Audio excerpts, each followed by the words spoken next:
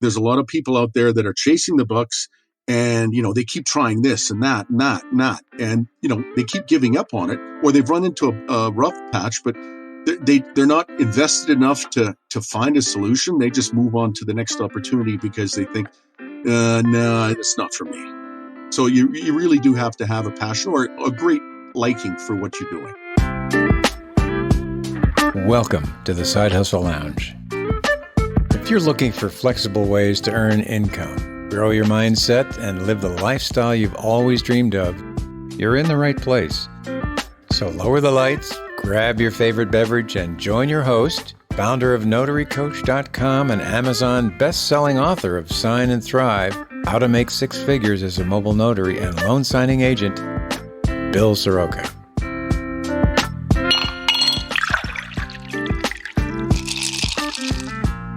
All right, cheers, and welcome to my next guest, Brian Winch. He's the author and creator of Clean Lots, America's simplest business. And what we're talking about today, guys, is how to make $100,000 a year picking up trash. Brian, welcome. Thank you so much for being here. Hi, Bill. It's great to be here. Thanks for having me. I have been looking forward to this conversation with you because this opportunity absolutely blows my mind. Man, how did you come up with this idea? Well, actually, it was a side hustle that my dad did way back in the day in the late 1970s. When I was a kid growing up, he took me along with him a couple times to a shopping plaza, which was only a few blocks away from our house. And he was a janitor, a full-time janitor, so he did a number of things to supplement his income. So I guess he was one of the original side hustler back in the day. But it wasn't called side gigs or side hustles. It was called spare time income or part-time business or whatever. But he used to cut grass in the summer, shovel snow in the winter, but year-round, he would clean up litter from the outside of the shopping plaza. And so I thought it was the easiest thing to do. We would just walk around the property early morning hours before the stores opened and clean up any litter material from the exterior property, the parking lot, sidewalks, surrounding landscape, into our litter collection tools. And just in a matter of minutes, almost the time it took to walk the property, we were done. And so a few years later, I was 21 years old. This was 1981. And I was working a full-time job, and I couldn't see myself doing that for the rest of my life. And I've always been kind of independent and entrepreneurial by nature. And I recalled the memory of doing that with my dad. And unfortunately, he had passed away recently back then. And so I didn't have his experience to call upon and to get started. But I thought, you know what, maybe there's something to this business, and let's test the market for it. And so basically, I started contacting property management companies. There was no internet back in the day. It was the Yellow Pages phone directory. So it was pretty easy to find real estate management, property management, commercial property management companies. And I just started developing an elevator pitch and making these cold calls. And I wasn't trying to sell my service to anybody from that phone call. I was just trying to gather some information, like, who is the person that makes the decision? Who's the decision maker? And would you be interested to learn how I can, clean up the litter from your property, give you a better service for a better price? And so, I got a lot of people jumping on that. And so I think it was like 5 or 6 calls in. I got lucky, and someone said, "Wow, Brian, it's a very opportune time for you to be contacting us, because we were just having this discussion in the office how we weren't happy with our present service provider. Here's 3 addresses. Would you go out and get back to us with prices?" And that's how it all started from there.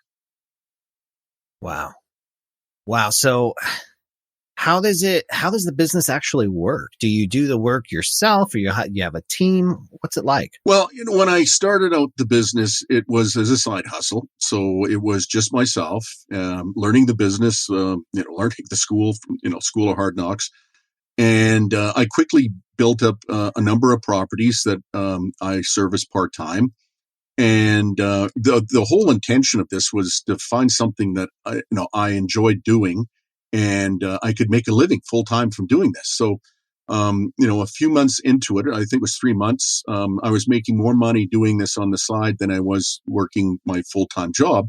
So I left my job, concentrated my efforts on building the business, and built it into a very successful one-man operation. But from there, I guess I became a victim of my own success. A lot of my clients wanted more of me at more properties, and I can't be everywhere at once. So we scaled up and Right. we brought other people into the business. And over the years, it's been 40 years now. We now have a whole army of people that blanket the city and clean up properties for us. I still keep a hand in the business. I still put a few hours in each day because, I love doing what I do. It's simple work. I basically make money going for an early morning walk. And Yeah. that's where it is now. And then, I share my experience with other people across the country who want to do something similar. I mean, it's almost as easy to do as going for a walk. You use very unique, simple hand tools. So there's no touching any of this material yourself. You're just walking up to an item and sweeping it into the collection tool. And like I say, in a matter of minutes, you're finished your property and on you go to the next one. Yeah, that brings me right to one of the first questions that popped in my head is, how labor intensive is this work? Well, it's basically walking. There's no, bending over, lifting heavy objects or, anything like that. It's just basically walking around a property. And with simple hand tools, sweeping up the material into your collection tool. And when it's full, you just dump the contents into a waste dumpster on site and then jump into your vehicle and, away you go to the next job site. And, some people do this part-time, maybe 2 or 3 hours a day, and others are looking to scale that up into a full-time business and build it into a six-figure income, just like I did. Yeah, I love an opportunity that has scalability, so it can be really kind of whatever you want, is what I'm hearing. Yeah. Is this the same thing as those sweeper trucks and things that we see in parking lots? Is there do you have to do that kind of work, or is it literally just what you're describing, walking around picking up trash? Yeah, they're two different services. Where a sweeper truck basically can only maneuver, those areas in the parking lot, and so the whole purpose really of the sweeper vehicles or vacuum trucks is to clean up the leaves or the dirt or the grit to the gravel. That gets into the parking lots. The litter pick service, it's more effective to provide that service on foot where you can walk the entire exterior property because litter winds up everywhere. It's not just the parking lot. It could be on the sidewalks. It could be, in the bushes or in the landscape. And so that's the whole point of an on-foot service with simple hand tools. Yeah. So you mentioned property managers. Who would be the ideal customer if somebody wanted to take this business on? Well, your clients would be just property managers, or what kind of properties?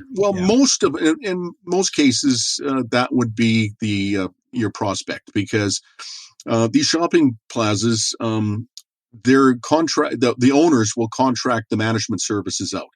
And so that, any service necessary to maintain the property, either interior, like, HVAC or electrical or plumbing, to the exterior property, which would be, line painting, landscape maintenance, snow removal, parking lot litter cleaning. So basically all the tenants or the businesses that make up each property, they pay common operating costs each month with their rent or the lease that they pay. And so, they expect the services, there's certain a number of services to be provided. Of course, the people that frequent the businesses, they expect to see a clean property. And, the customers so obviously do as well. So, our service is just one of a number that, a property management company would contract to maintain the properties on behalf of their clients, which are the owners of the properties. But you ask a good question because there are some properties where, they're standalone and, perhaps that they self-manage. I'm thinking dollar stores or, sometimes the drugstores like a Walgreens or maybe some grocery stores. They may look like they're part of a big development, but their store is kind of separate and all by itself. And I'm not saying the store manager would be responsible, but if you did approach the store manager, he would refer you to their corporate division or corporate property management office. So in effect, you're still dealing with a property manager, but it would be that representing, that type of retailer or business. Right. Awesome. How do you calculate your pricing on this? Like and really where I'm going with this, Brian, is how can somebody who's listening right now say, yeah, this is a viable business? Do you need one client or do you need 1,000 clients? Like, how much do these companies pay for service like this? Well, they pay good money because it is an important service. If you think about it, it's a clean, litter-free property is the first image or first thing that anybody will notice when they pull into a property before they even get inside the building. I know I do.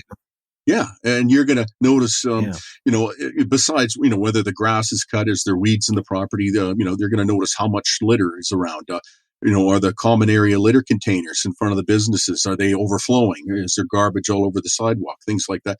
But basically, it varies across the country as to how much you can charge, like a lot of services. But we're charging anywhere from $30 to $60 an hour. And so you base your price on the time you estimate it would take to walk the property and clean it. And so you present your prospects or your clients with an estimate to maintain their property on a certain frequency basis. They may ask for 5 days a week. It could be 3 days a week. The whole point of the service is to keep the property litter free. So you're not going in just once a week and cleaning up an accumulation. And then you just bill your clients accordingly at the end of each month for the services, whatever contract price you both have agreed upon, whether it be $350 a month or $3,500 a month, depending on the size and the frequency of your service. Awesome. Thank you for that candid answer. What keeps popping into my head is, man, if you wanted to get your steps in every day on your pedometer, this would be the right gig for you, because you could stack. I mean, how many clients what's the most amount of clients you personally have stacked into one day? Oh, well, I guess my Mondays would be my busiest day because, I service some properties 5 days a week and others, 3 days a week. So Mondays are typically the busiest. So I used to put in a full hour of, a full day's work, 8 hours. And I could, when I was younger, I could probably do about 22, 23 buildings in one day. Because keep in mind, most of these properties are small to medium size. They're not the massive, big box developments or, the indoor shopping malls. They typically are done in-house. They have their own people on site. But there are far more of these small to medium-sized properties all over the city. And so, you can knock them off in, 5 minutes, 15 minutes, 30 minutes, 40 minutes. And the more properties you have, the less driving time between each property. But, we've got people that, maybe do 2 or 3 or 4 buildings, every day, maybe a couple hours, 2-3 hours a day. And, that's a great way to make an extra $2,000-$3,000 a month, basically going for an early morning walk.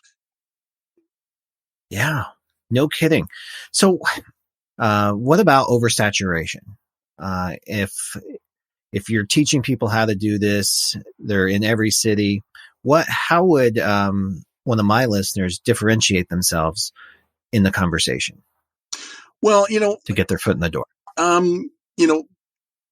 Everyone approaches or markets the business a bit differently. I mean, it's my business model is no different than if, someone is selling a landscaping franchise or a janitorial franchise. I mean, if you do a search, you'll find wherever you're located in any city across the country, there's literally tons of competition that you would think, for office cleaning or landscapers. My service might be provided by the sweeping contractor, like you were mentioning earlier, but they don't actually provide the service with their sweeper. They might provide an on-foot service as well. Or the same thing with maybe a large cleaning company. They might offer a service that they call a day portering service, which is something similar, but it's still different. But so there's always some competition. So it basically, I have the information in the book and I show people how to, do prospecting and how to market your services, et cetera. And basically, you have my support. I do provide free support as well, because it works. Yeah. It works, and if it didn't work, I couldn't make that offer. Yeah, I love that you offer that level of service. That's kind of unheard of. When you buy a book, you actually get one-on-one coaching with you.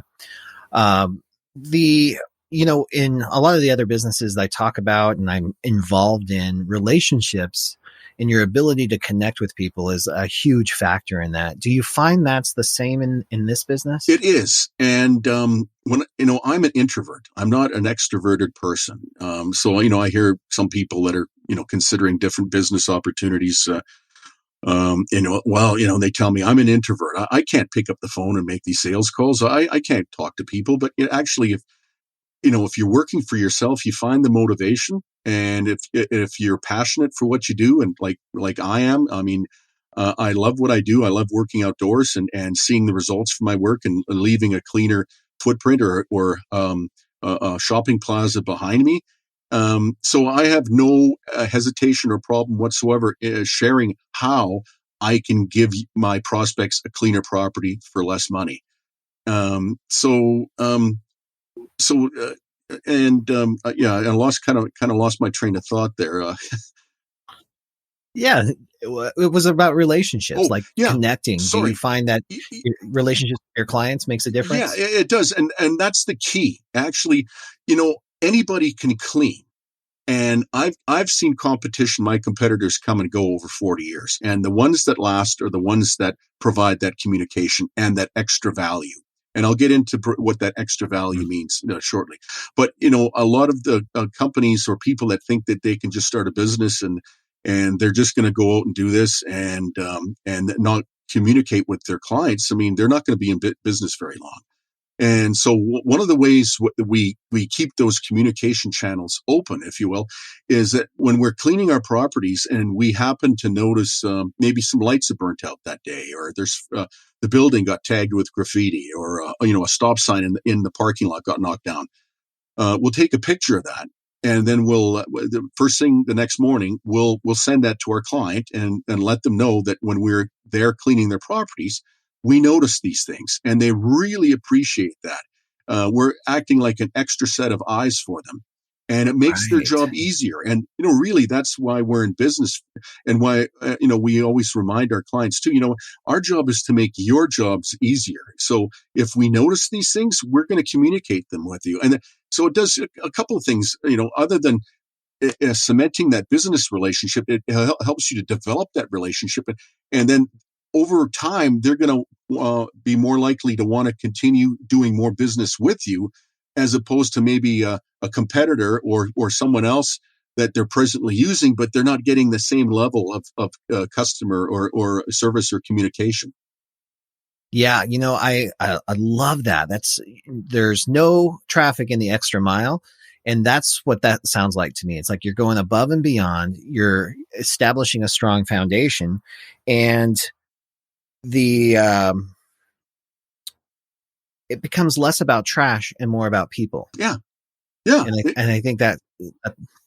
No, exactly. And like I said, anybody can clean, but if you want to be in this business for any period of time, that extra level of service that you provide, and it really doesn't cost you anything, but it helps build your business. And you've probably heard the saying, your best source for new clients is from your existing client base, and that really is the secret to my success. Is and I've had some customers for 40 years. The nature of this business is contracting, so you win some, you lose some, and people move around. But it's surprising how often we've dealt with a certain property manager for a number of years, but he's moved on 2 or 3 times, and we've actually worked for him at 2 or 3 different companies. But it's the same guy, and they or gal, and they know what kind of service they can expect from us. And so they reach out to us. Right. That's huge. That's huge. Now you said a couple things about being in business over 40 years. And I think I've only been in business 20, but I know it's not all rainbows and unicorns. And even though you talked about how you can look back with satisfaction and see the clean lot, which I love, immediate gratification. That's one of the big benefits I can see in this. But what did you do to help keep yourself going when times weren't as easy?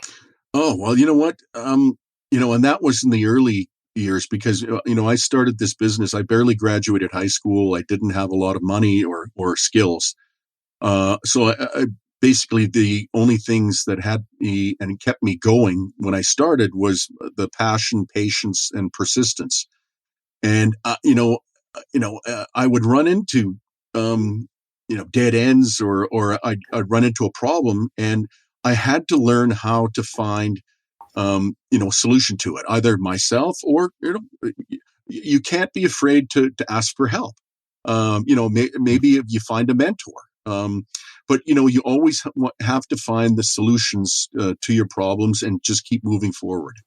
And then it's a great experience for you too to go through those things because you learn from doing, and it's only going to make you stronger and more wiser. And you're never going to have all the answers, but the great thing about this business is it's simple, and you just go out and provide the service and the customer service, provide that extra value. And, most anyone can be successful if you stick with it. Have you always been an early riser? Well, not when I was a teenager.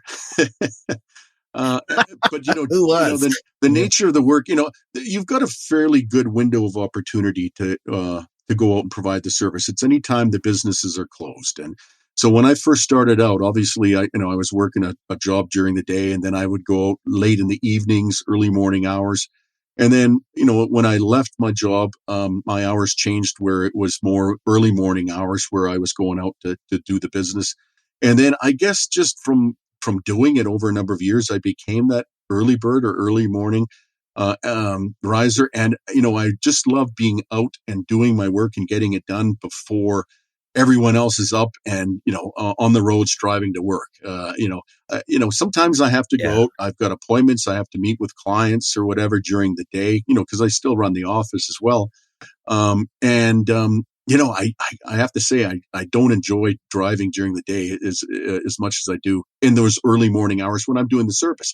And, I've cut back on the number of hours that I do this now. So, but like I say, I don't have a retirement date set on the calendar. I'm 61, and as long as I have my health, I can't see myself doing anything else but this. That's pretty incredible. I mean, that's a gift that not a lot of people get, is when you love what you do so much that you'll just keep going. About the day-to-day work, what keeps popping into my head is when they're out walking, they're doing their thing, they can listen to audiobooks, they can listen to music, they can listen to anything. Am I understanding that correctly? I kind of discourage that. I know a lot of people would like to do that. The reason I discourage it is because when you're out early morning hours, let's say, 3, 4, 5, 6, 7 o'clock, 8 o'clock in the morning, the businesses are closed. You basically have an empty parking lot.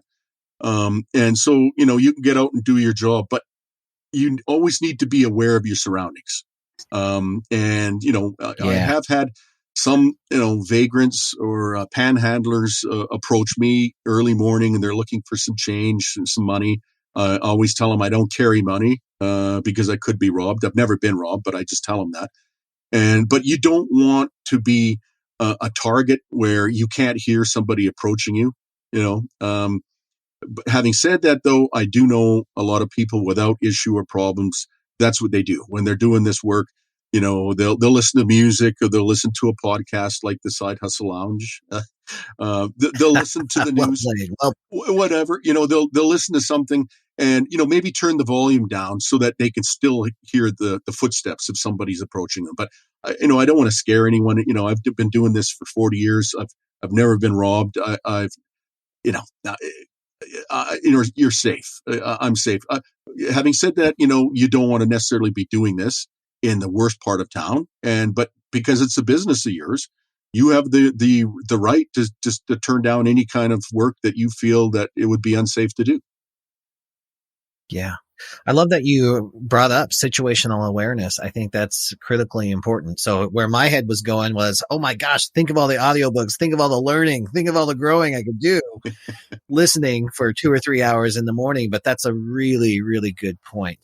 And then on that note, would you say, as far as gender goes, is there would you say 80%, 80-20 male, female, or vice versa? What is this? Well, that demographic. That's a good question, because every time I think that most of my prospects, the people that would be interested in this business, are male and, a certain age, like let's say, 40 to 65, then all of a sudden I get a lot of orders from women, that are looking to do something like this because, they want the opportunity to make money, getting some exercise in the early morning hours. And quite a few women have bought my book and started the business, and they've had great success. And so, but I would have to say that it's not necessarily a younger person in their 20s. Maybe they're looking for something more of an online opportunity. So it's typically somebody in their mid 30s, right up to like 65 years of age, and it probably is mostly male, but women can do this just as well as guys. Yeah, I'm sure. Powerful. So how do you get started doing this, Brian? And specifically, like, what's the startup investment? Well, when I started this, in 1981, I think it was about $250. And so what you're looking at is, this is a business, so you're going to have some startup costs. Like you have to choose the type of legal structure for your business. So you have to choose a name. Everyone's set up differently, at home with a home office. Maybe you can, if you've got a scanner, a printer, you can, print a lot of your own business forms, things like that. It's pretty easy to start marketing. You just do an online search for real estate or property management companies, and just start compiling a list of prospects. In terms of equipment, you need a reliable vehicle. It doesn't necessarily have to be a pickup truck.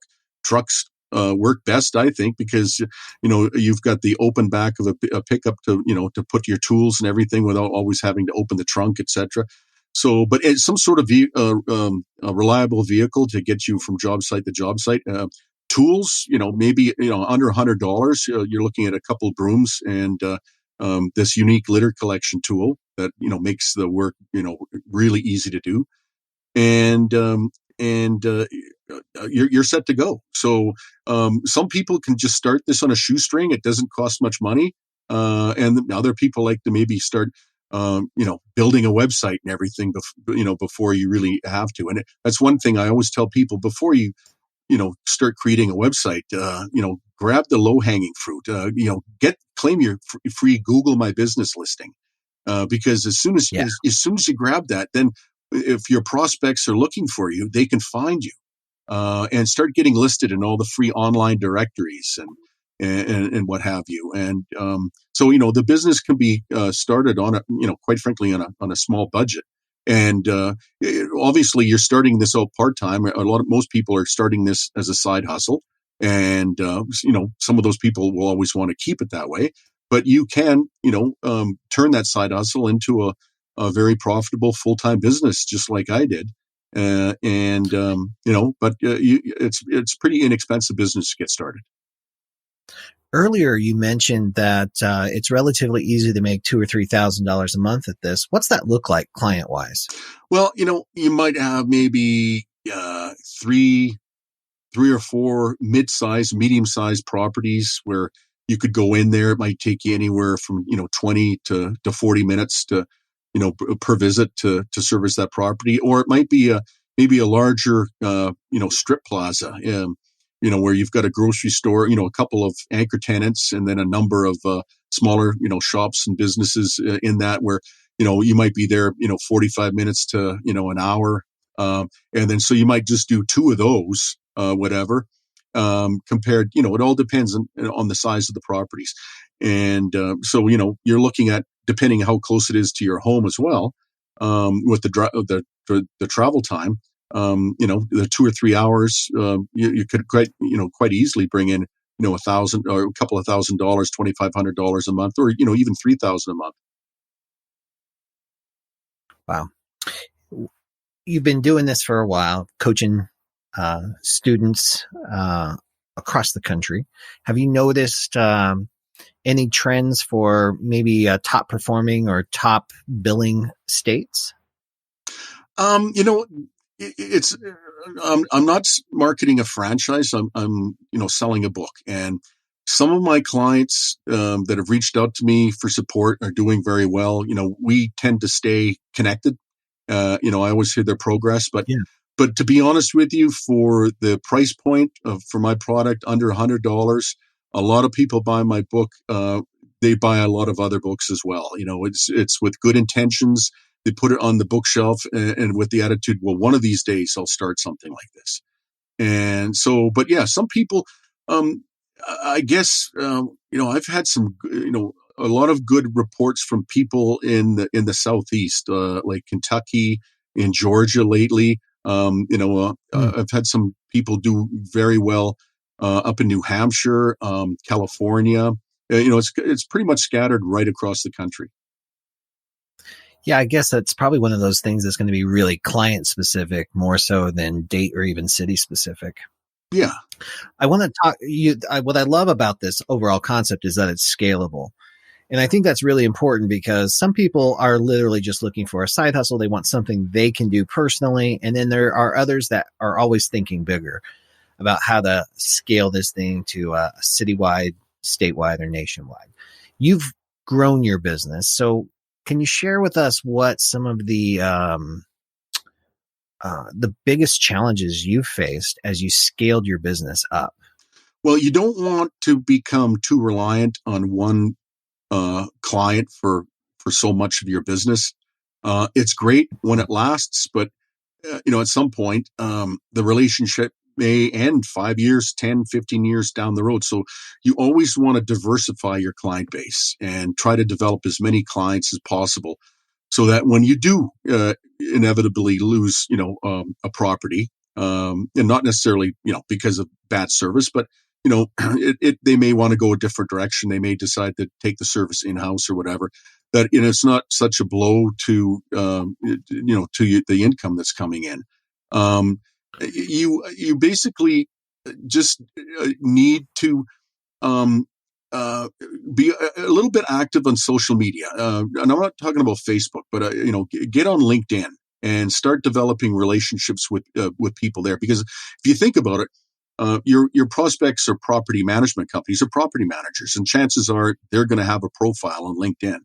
And kind of start sharing some of your success stories. So share some video of this is what the property looked like when I arrived, and here's before and after. Here's a clean property after we've cleaned it, and kind of share stuff like that. And then when you build those relationships with people, the business will come. And just keep people happy. And this business isn't difficult. It's not like a retail business where, your phone is ringing off the hook all day long. People are looking for this or that or whatever. You know who your clients are. You go after them, you keep them happy, and, provide that customer service and that communication, and your business will continue to grow. And you just need to be patient. I mean, some people want to, Brian, can I get 150 buildings in 1 year? Well, I suppose it's possible. It didn't happen, to me. It takes some time. I mean, if someone expresses an interest in your service, it may take a week or a few weeks for them to ultimately make a decision, one way or the other, if they want to, use your service and maybe terminate whoever else they're using. So that's the important thing, is just to keep everybody, happy, and just, keep moving forward.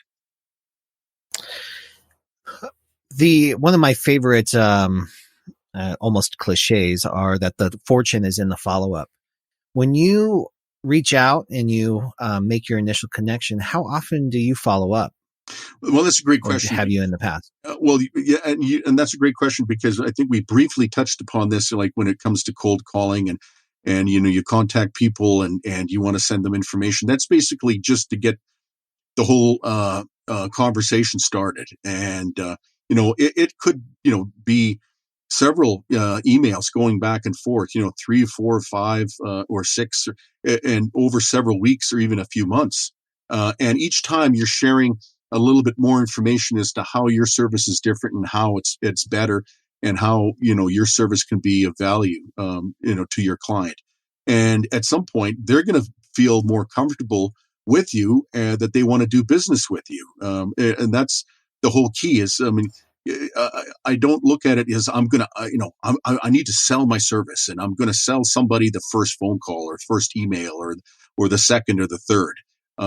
Just need to be patient and a bit persistent, and it's over time you kind of learn when to kind of back off a bit, and just give them some time. But then, like you say, you follow up, and maybe maybe you've sent 3 or 4 emails, you've gone back and forth, and then you've decided to kind of lay off it a little bit. And if you haven't heard back from the prospect, you can reach out and just say, just following up. It's been 6 weeks since we last communicated. Is there anything else we can do for you, or anything else that do you have any concerns? And so you would always kind of want to find out where they are in that whole kind of communication. And at some point they'll be honest with you, and they'll either say, well, you know what, we've decided to move forward, we're happy with what we've got, or they'll just say, you know what, I'm trying to push for this, but you know what, I've got to get approval from my boss, and the owners are coming in town to do a tour next week, and we're waiting for that opportunity to kind of present them, et cetera, et cetera. And so, but it's good to get that information, and that's why you have to always do the follow-ups. Yeah, I love that. And throughout my whole career, I've been just blown away by how timing plays into this so much. And sometimes even the people you're talking to, they don't even know that it's bad timing. It's just not clicking. And then you just keep yourself top of mind, and you stay in touch. And then all of a sudden the stars align, or whatever it is, and the timing becomes perfect, or it doesn't. It might just fizzle off. But sometimes just the act of sending an email, there's been so many times where I'll send an email and it's like, yes, this is perfect. I need you now. And that's exactly how I got my first client when I first started out. Is he told me there was kind of an element of surprise in his voice, and he said, "Wow, this is an opportune time. We were just having that conversation in our office, and it's funny that you phoned, but if I had made that phone call, nothing would have happened." And so that's why tell people you got to be patient and persistent, and eventually you'll be rewarded for that behavior. You got to get in the arena. That's where the collision of opportunities and people happens to grow your business. I love that. Okay, so on the scaling conversation, let's say somebody gets into this. They're doing a kick-ass job. They're doing a great job. Their clients love them.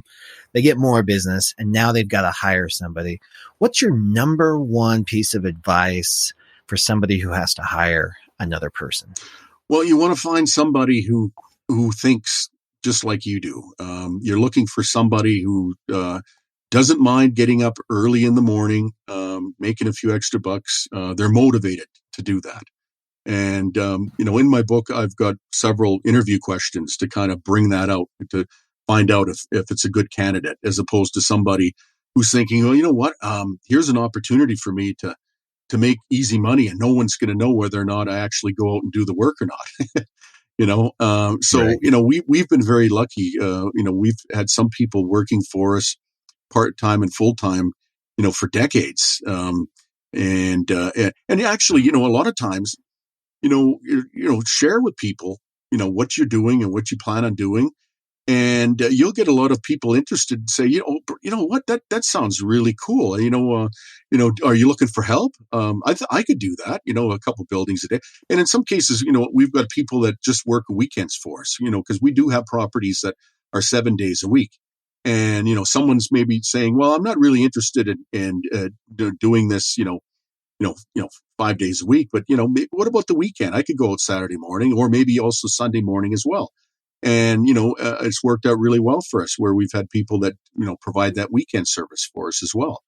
And, and you don't necessarily have to come from a cleaning background.